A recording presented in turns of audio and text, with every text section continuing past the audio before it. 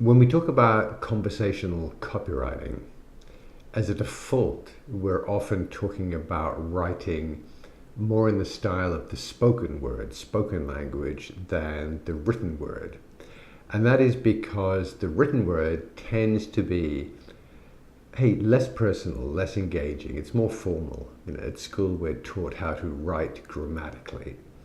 We go to work and we learn some of the constraints of business writing, or we train as a copywriter, as a sales writer, and we learn the tricks and tips of sales copywriting. And a lot of this is related to the written word.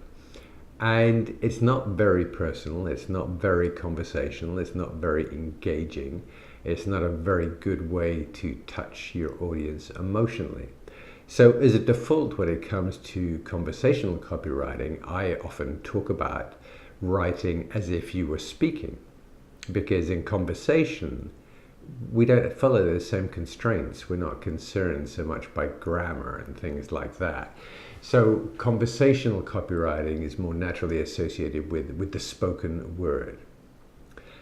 But that's imperfect as well, because if you actually take a transcript of a conversation you have where you're talking with someone and you transcribe it onto a page and read it, you'll actually find that when you're having a conversation, it's really very messy. You kind of meander, you maybe repeat yourself, you maybe don't express yourself terribly well, and it takes you a while to get your point over, because it's almost like you're kind of thinking on your feet as you talk.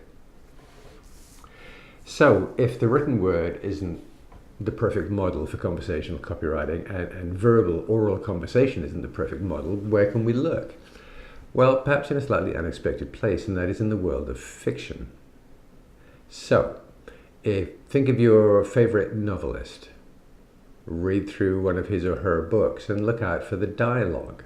You can do the same with movie script or from a TV show. When you look at that dialogue, what you'll find is, in a sense, is a combination of the written word and the spoken word, because the dialogue is written as conversation, but without all that meandering, without all those full starts, without all the ums and ahs that you get in natural conversation. So the fiction writer's job is to actually write dialogue in a way that feels and sounds natural, but is actually much, much tighter than ordinary conversation. It's much more efficient. It's kind of, you get done in a page what in natural, ordinary conversation would take actually 5 pages if you transcribed it. So the neat thing about that is that good dialogue in fiction is just as powerful when it comes to engaging an audience. It's just as powerful when it comes to soliciting emotion. A good book can make you cry. A good movie or TV show can make you cry, or angry, or anxious, or nervous, or scared, or whatever. So professionally written dialogue for fiction has all the power we're looking for, and it has much more of the kind of cleanness and efficiency we would like in our conversational copywriting.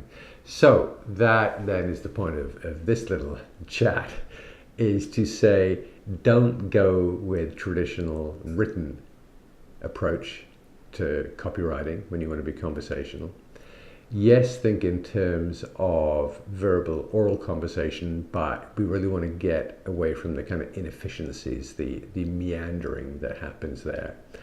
And finally, study the work of good fiction authors and screenplay writers, and see how they create conversation in a way that is not abbreviated, but like in a sense really efficient. They really get the job done quickly and cleanly. Okay, I hope you found that helpful.